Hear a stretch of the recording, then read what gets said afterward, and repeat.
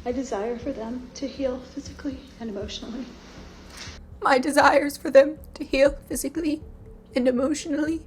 One of the reasons I did not go to trial is that I did not want them to emotionally relive the experience which would have been detrimental to them. What a joke. Those kids are going to be reliving what this person did to them for the rest of their lives. Don't sit there and act like you took a plea deal for those kids. You took it for yourself. You didn't take it for them. There's not one little tiny mustard grain seed of care in that woman for those kids. And she's still getting up there trying to act like what she did was for the betterment of them. Just like whenever she would sit there and punish them with horrific torture and then look them in the eyes and say, this is for your betterment. This is for you. She just did it again right there. She just sat there again and said, this is for them. This is for them that we didn't go to trial. Children who experience what these kids did, and even less harm than what these kids did, remember it for the rest of their lives. You don't just forget that. Going to trial or not going to trial, you still lay in bed at night and remember a horrific thing that happened to you. It's not going away. This was not for them, and how dare her say that. This was for her. She took a plea deal. She did not get up there and plead guilty to everything. She took a plea deal and has the audacity to say that it was for them. She doesn't care about what they relive or how they feel. She cares about herself. My hope and prayer is that they will heal and move forward to have beautiful lives. I am willing to submit to what the state feels would be an appropriate amount of time served to make retribution as an outcome. And in answer to your question, Your Honor, I knew that whatever she might say to the author of the pre-sentence report would probably sound hollow and self-serving, and perhaps it does today. But I know that my client, in the statement that she makes to the court today, that statement is absolutely sincere. Immediately when she was done, he's like, I knew this was going to come off insincere. You bet your ass it did. Oh my God, what a crock of crap. God, these people, they make me so mad. They probably shouldn't have said anything. Okay, so this is to the judge from Ruby Franke's parents, and I have to read this to you guys. I want to say this. I've been saying on my channel since day one that all of this goes so much deeper in this family, and it is not just Ruby. There's some darkness in this family, okay? I'm going to read this to you guys. It's a little lengthy, okay? But you need to hear it. Dear Judge and Parole Board, we are Ruby Franke's parents. We are currently serving a full-time mission in Serbia. Totally unrelated, by the way, to anything going on, but they really, they want you to know that they're like good Christians that are serving a mission in Serbia. They're doing things to help people. We're going to start that at the beginning, even though that has nothing to do with anything that's going on at all. You can see where Ruby gets her manipulation from. Before Ruby became involved with Jodie Hilderbrandt, she was a wonderful mother, daughter, sister, and member of the church. Big red flag immediately right there. There was proof on her channel in videos that she was not a good mom.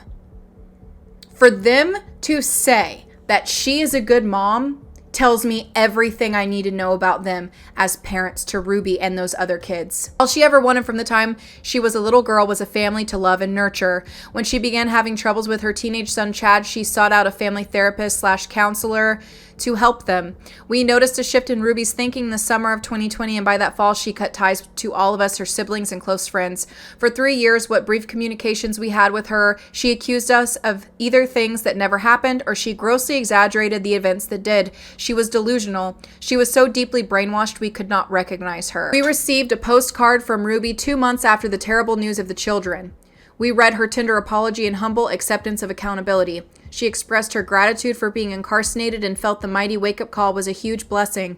Since then, we have seen a return to the Ruby we once knew. Her thoughts and views are her own now. Her love, appreciation, and commitment to her family is stronger than it has ever been. Ruby is more concerned about her eternal salvation than her imprisonment. Her testimony of the Savior and his atoning power means everything to her. This whole family is delusional, brainwashed people that are dangerous to children. For them to forgive her and to say that she is who she used to be now, which who she used to be wasn't worth anything either. She wasn't a good mom back then. For them to say that is so concerning to me, that they all have access to these kids. And I don't see anybody else saying this. This is concerning to me. This is not a family of sound mind who are able to have, critical thinking skills at best. Ruby sends them a postcard and they have brief communication and they are convinced she's the old Ruby again. The old Ruby wasn't a good Ruby either, but she was apparently good enough for her parents. These kids are with people like this. As a mother and father, we plead with you to show her as much mercy as you possibly can. Hopefully in time she will have a relationship with her children and they will remember the mother she once was to them and will find it in their hearts to forgive her. This would be the greatest healing balm for all of them. I'm so sickened by this. This is this level of toxicity I can't even I don't even know what to say. They are hoping that Ruby Franke's kids forgive her so they can have a relationship.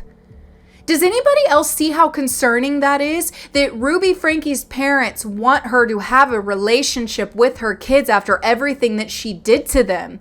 These kids are not safe with that family. I know they're with Kevin, but they're probably going to have access to people like that, to Ruby Franke's sisters and brother and those parents who have that viewpoint, that want forgiveness. These types of people will forgive anybody for the most terrible things that they've ever done and teach these kids that forgiveness will set them free. That's what they need to do so that these kids go back into the arms of someone that hurt them like that. That is not in these kids' best interest. These kids deserve to feel like they can cut ties and never have anything to do with her ever again and never feel like they have to speak to her. They do not have to have anything to do with their mom, but they are around people that are going to convince them that they need to forgive her. And that scares me. That is scary. This one is from Ruby Franke's brother. It says, Ruby Franke is my oldest sister by 1.5 years. Growing up, we did a lot together and had a lot of shared experiences. Throughout her life, Ruby has always been an achiever and becomes recognized by authority figures. Her school teachers regularly commended her as she consistently earned high grades. She was praised by her piano teacher as she excelled in piano performance as well as competition. We worked at a call center together where she received numerous employee recognitions. Ruby always jumps in with both feet, whether swimming, participating in the high school marching band, or as a school jazz band pianist. It sounds like somebody who's passed away, that was a good person, that's being remembered by their family at a funeral. Not about someone who's getting locked up for child abuse of your nieces and nephews. During her career on YouTube, she often told me that her desire was to spread the message that mothers are important and that mothers have strength in nurturing their children. I never had any concerns for her and her children, and I was impressed with how generous and kind she was always to my own children. He never had concerns. It was literally filmed that she was withholding food from her kids as a punishment. He watched these videos. He knew. But it was never a concern to him. Somebody check his children. Ruby and I both joined the Connections program. As per usual, Ruby absorbed all that she was taught. She recognized the instructor, Miss Hildebrand, as a woman who stood in authority and was recognized by the state of Utah as someone who was properly trained and licensed professional. Like many authority figures in Ruby's life, Miss Hildebrand saw Ruby's potential. She saw that Ruby was easily trainable and had the ability to influence others. She saw the millions of followers Ruby had worked hard to acquire on YouTube and Instagram platforms. Many of the teachings from the Connections program were reasonable and good. Unfortunately, as I later discovered, that is what made the program so dangerous. If it was entirely crazy, it wouldn't have had any influence. The program was, by all definitions, a cult. Miss Hildebrand was the sole source of what was right or wrong and discouraged people from making their own life choices. A reoccurring theme was the principle of separation and isolation, which the leader routinely prescribed. I personally witnessed numerous marriage relationships separated through Miss Hildebrandt's encouragement, including for a time my own.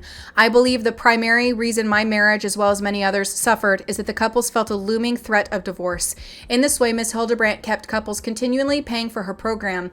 In Ruby's case, I believe Miss Hildebrandt wanted Ruby's platform to influence her own game. As the continued encouragement of Miss Hildebrandt, Ruby systematically pushed those around her way, like myself and then our sister's parents and close friends, and then her husband, and finally her own children. Ruby has clearly been brainwashed. She has been taken advantage of by Miss Hildebrandt. Now, in the absence of Miss Hildebrandt, I see Ruby striving to restore those relationships.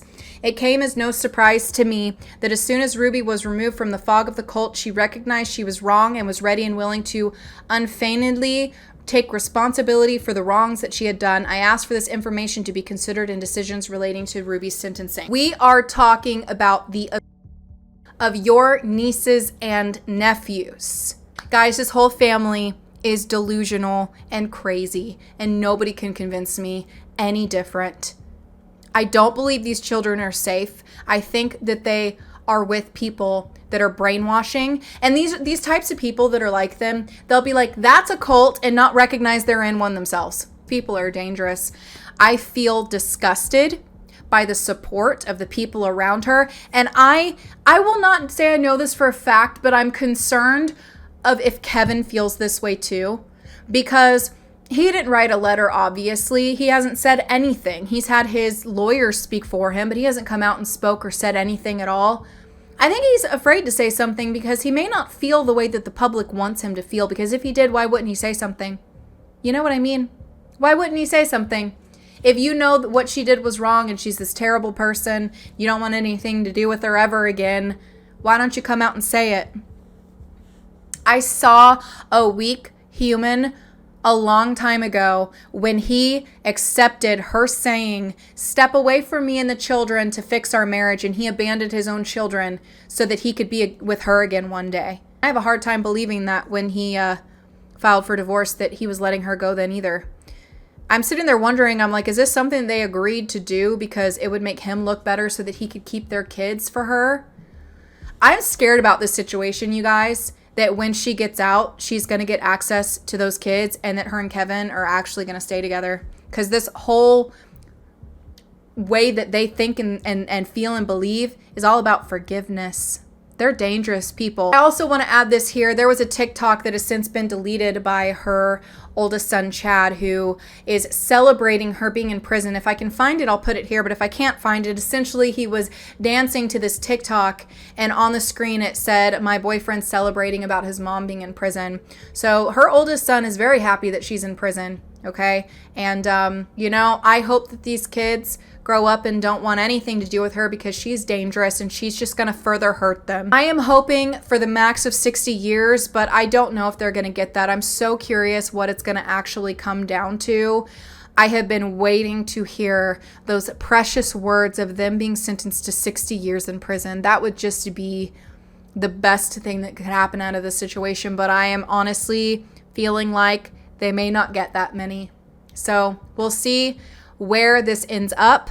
If you guys would like to check out my members and Patreon content, I post extra videos over there. I also do a weekly podcast. It's really fun. If you would like to join and become a member, I would greatly appreciate it. Don't forget to like this video, leave a comment below if you enjoyed it, and subscribe. Thank you so much for watching, and I will see you soon for another video.